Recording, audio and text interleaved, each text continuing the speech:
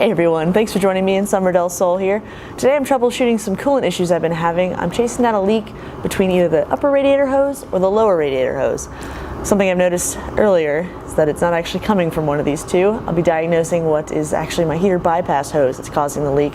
But for now, I'm going to show you how to replace these two and we're going to go from there. As with many projects you'll see me do here, the first step is to take off that air filter. We're going to go ahead and move that off to the side. We'll put that back on once we're all done. At this point, go ahead and also drain your radiator. Just throw a pan underneath and twist that white knob that sits below your bumper. I'm stubborn in this video, but go ahead and save yourself some trouble. So what led me to believe my upper and lower radiator hoses were leaking were some clear signs of some actual coolant coming out. This was not my main leak, but it was reason enough to exchange them. Another good indicator that it's time to change any of these is that if a hose has this much flex. If it does, it's probably time for it to go. Next, bust out those handy dandy pliers that will inevitably be too small, as you'll see a little bit later on in this video. You can get a specialty tool plier from any automotive store, but if you're stubborn like me, you're going to work with what you got. There's probably one buried in the shop somewhere that I was too lazy to find, and it's what we got. At this point, you just keep working on the opposite end of that hose here. Once you finally get that off, you just start the wiggle process. Wiggle, wiggle, wiggle. These hoses are definitely very stubborn, and it takes a little bit of time, so give it a little elbow grease as well, and they'll definitely come off. Wiggle, wiggle, wiggle. At this point, you'll want to clean off all the connecting points where the hose attaches. You can see there's a lot of gunk in between there, and you'll want to remove this to create a nice seal. It helps to transfer the clamp from the old hose to the new hose in the same orientation. This will hopefully save you some arm twisting in the future. Here you can see me really struggling with these pliers, so you're going to want to get a bigger set going forward. Now get back to wiggling to reinstall that hose.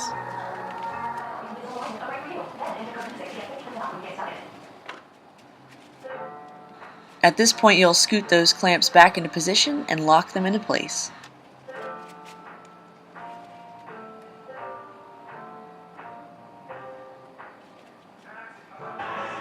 The next hose we'll be replacing is the lower radiator hose, and it's, as you can see, way down here. From this point, you'll want to try and move as many electrical components out of the way as possible just in case there's any spillage. Here I'm also kind of evaluating how I'm going to try and get this clip out of this little nook and cranny, and then immediately take a sip of beer because I'm going to need it. The top clip isn't too bad. There's typically enough room in here so you can start that wiggle process. And here it comes off with ease. Now before we can even get to this clip down here towards the bottom of the radiator hose, we're going to have to remove our coolant overflow tank just to kind of get a little bit more room. Thankfully it's pretty easy. Just unscrew that cap and lift it from its brackets and it's out. Now you're ready to start the twisting process once more with your handy dandy pliers. Get ready to get frustrated because this does take a little time, but once you get it, you'll be overjoyed, I promise you. Aha! Suck it. Hose! Now that the clips are off on both ends, we can take the words of my wise rowing coach. Just yank on it. Now you get to see what a mess this makes if you're not smart and don't drain your radiator first, like I chose not to do here. It's going to make a huge mess. Like I said earlier, just go ahead and drain it first before you even start this. Now separate the bottom half of that lower radiator hose from the radiator itself. And if you're like me, it's going to pee everywhere. If you're smart, you'll have already drained this, so it won't be a problem for you. It's going to make a huge mess for me, and for some reason I seem to be excited about it.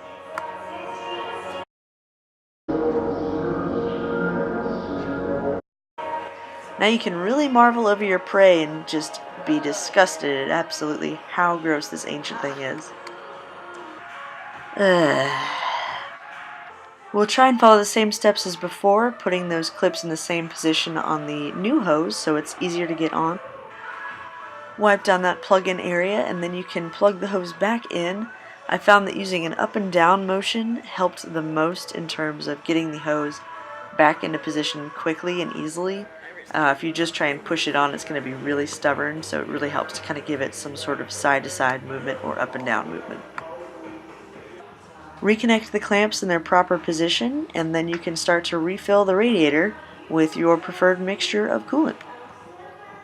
Now, I didn't do this in the best manner of ways. I knew I was going to have to replace that heater bypass hose, so I was going to have to drain the coolant again. So I just went ahead and burped this by hand.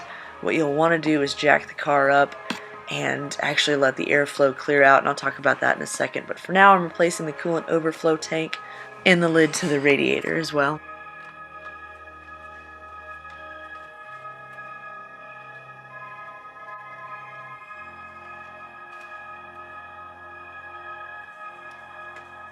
Reconnect your air filter, and you are all set with your new lower and upper radiator hoses.